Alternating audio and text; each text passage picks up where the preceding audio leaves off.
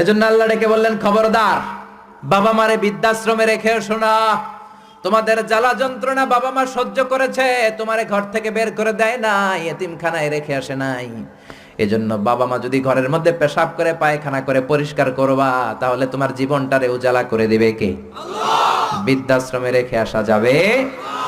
বাবা মারে যদি বৃদ্ধাশ্রমে রেখে আসো, মনে রাখবা তোর কপালে বৃদ্ধাশ্রমে জুটবে না।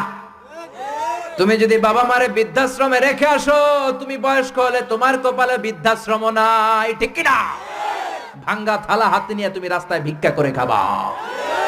এজন্য আল্লাহ বললেন, ইহসানের প্রথম ব্যাখ্যা, ইম্মা ইয়াবলুগান্না ইনদাকাল কিবারা আহাদুহুমা আও কিলাহুমা ফালা তাকুল লাহুমা উফ।